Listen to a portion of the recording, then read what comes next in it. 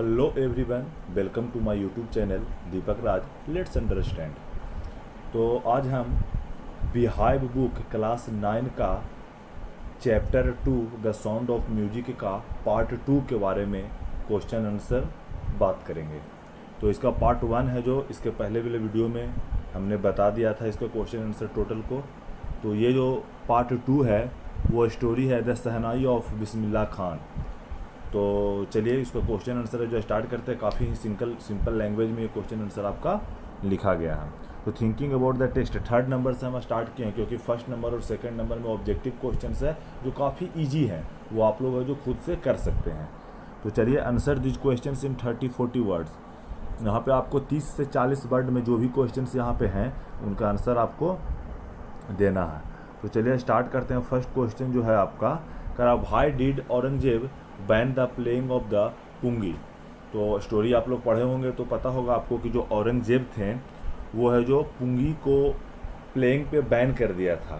तो क्यों कर दिया था यही आपको रीजन्स यहाँ पे बताना है 30 से 40 वर्ड में। तो चलिए इसका आंसर देखिए, काफ़ी ही सिंपल और अच्छा लैंग्वेज में लिखा हुआ है। Aurangzeb banned the playing of pungi because it had a very shrill and unpleasant sound. It was considered as noise maker. Aurangzeb ने पुंगी पर इसलिए बैन कर दिया था क्योंकि इसका जो आवाज़ था वो काफ़ी श्रील था, पतला था और अनप्लीजेंट साउंड था, मतलब सुनने में अच्छा नहीं लगता था। इसीलिए वो समझा कि ये जो भी है जो इंस्ट्रूमेंट है वो एक नॉइज मेकर है और इसीलिए वो है जो पुंगी पर पूरी तरह से बैन कर दिया गया था। तो फर्स्ट क्वेश्चन आपका हो गया है। चलिए नेक्स्ट क्वेश्चन में चलते हैं। आपका नेक्स्ट क्वेश्चन जो है वो है आपका how is a shehnai different from a pungi. या ये चैप्टर में दो चीज़ के बारे में पढ़ना था, एक पुंगी और एक शहनाई के बारे में। तो यही आपसे क्वेश्चंस पूछ रहा है कि शहनाई जो है वो पुंगी से कैसे डिफरेंट है। तो देखिए, shehnai is an improved version of pungi. दोनों सेम ही चीज़ था, लेकिन पुंगी जो था वो ओल्ड वर्जन था और उसी को है जो कुछ चेंजेस करके है जो शहनाई में बदल दिया गया था। तो pungi and shehnai can be noticed by the difference in their shapes and sound. देखिए, इस दोनों के बीच में डिफरेंस आप है जो दो ही चीज़ के बारे में पूरा है जो आपका बुक में है जो इसका एक्सप्लेन किया गया। पहला शेप्स, उसका जो आकार था, और दूसरा है जो उसका निकलने वाले साउंड था। वही दो चीज़ के बारे में है जो उसका डिफरेंट नोटिस किया गया है। तो शहनाई इज लॉन्गर देन पुंगी। अगर शेप्स का बात किया जाए तो जो शहनाई है वो पुंगी से है जो थोड़ा सा लंबा था और इसमें 7 होल कर दिया गया था उसके फ्रंट बॉडी पे। Shehnai has melodious sound whereas pungi has unpleasant sound. अगर साउंड की बात किया जाए तो शहनाई का जो आवाज़ था वो काफ़ी मेलोडियस था, मतलब सुनने में अच्छा लगता था। वहीं अगर पुंगी का तुलना किया जाए शहनाई के साउंड से तो पुंगी का काफ़ी अनप्लीजेंट साउंड था, मतलब सुनने में अच्छा नहीं लगता था। तो यही दो डिफरेंस था शहनाई और पुंगी में। I hope you understand. Third question जो है इसका करा where was the shehnai played traditionally how did Bismillah Khan change this. Question से पहले समझिए क्या कह रहा है। जो कह रहा है सबसे पहले शहनाई को है जो परंपरागत कहाँ है जो बजाया जाता था और बिस्मिल्लाह खान उसको कैसे उसमें बदलाव करते हैं, कैसे कुछ चेंजेस लाते हैं। देखिए, काफ़ी अच्छा क्वेश्चन है, इंपॉर्टेंट क्वेश्चन है। तो the shehnai was played traditionally in the temple at royal courts and on the occasions of wedding. अगर परंपरागत रूप से शहनाई जो बजाया जाता था वो रॉयल कोर्ट जो जगह है वहाँ उसके मंदिर जो टेम्पल्स होते थे उस वहाँ पे बजाया जाता था, और या फिर किसी का शादी होता था वेडिंग्स, उसके वो ओकेजन्स पे है जो शहनाई बजाया जाता था। और उसको बिस्मिल्लाह खान ने कैसे चेंज किया, जो देखिए Bismillah Khan brought the level of shehnai to the stage levels.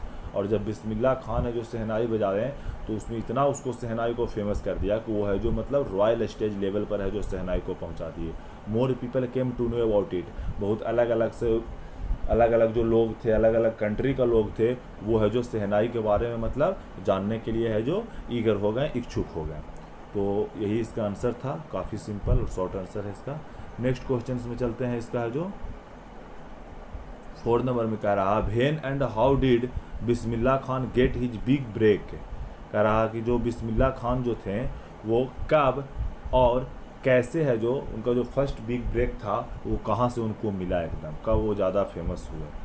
तो देखिए, Bismillah Khan got a big break when the All India Radio open its station in Lucknow in 1938।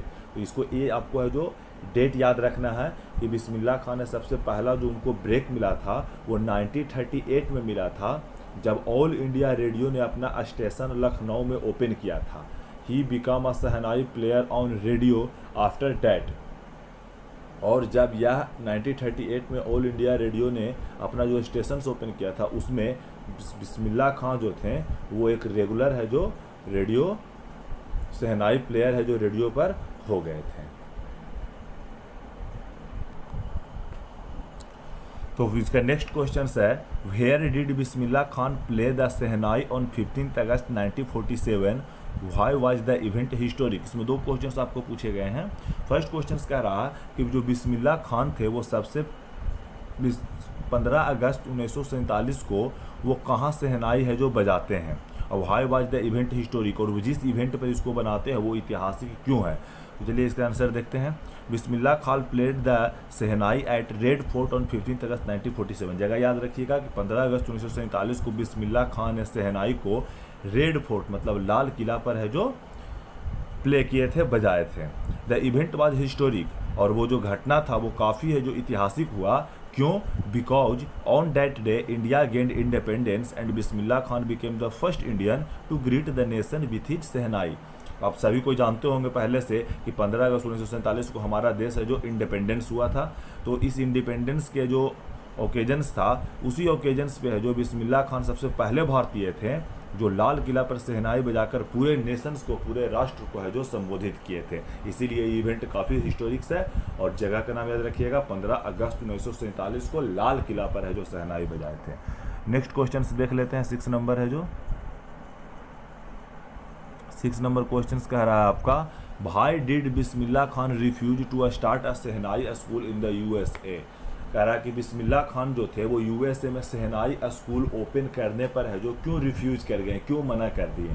तो देखिए, one of his student request to start a shehnai school in the USA. जो USA में जो school खोलने का जो मतलब रिक्वेस्ट किए थे उनको, उनका एक स्टूडेंट था यूएसए से, वही उनको रिक्वेस्ट किए थे कि आप यूएसए में शहनाई का एक स्कूल ओपन कीजिए। एंड बिस्मिल्लाह खान रिफ्यूज्ड, और बिस्मिल्लाह खान जो थे वो पूरी तरह से उनको है जो मना कर दिए। क्यों मना कर दिए? रीजन्स आपको लिखे हैं हम।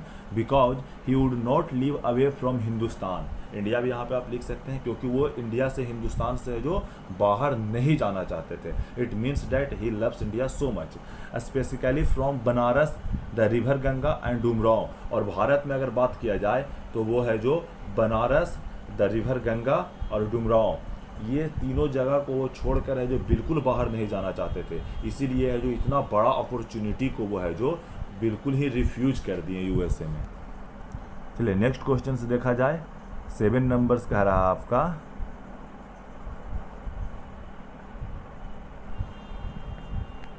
कह रहा find at least 2 instances in the text which tell you that Bismillah Khan loves India and Banaras.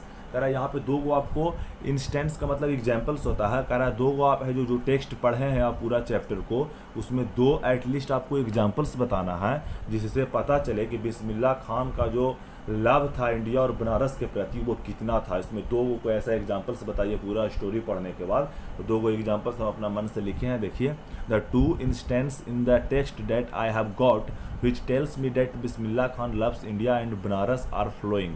देखिए, दोनों है जो नंबर वाइज हम करके लिख दिए हैं ताकि आपको पढ़ने में आसान हो, रिमेंबर करने में आसान हो। तो फर्स्ट कह रहा when he refused to start a shehnai school in USA. उनको इतना, ये इससे बढ़िया एग्जाम्पल्स हो ही नहीं सकता है कि जब उनको ऑफर मिला था एक स्टूडेंट के द्वारा कि आप यूएसए में आइए और एक शहनाई स्कूल ओपन कीजिए, तो वो बिल्कुल मना कर दिए। इससे पता चलता है कि उनको बनारस और इंडिया के प्रति कितना लगाव था।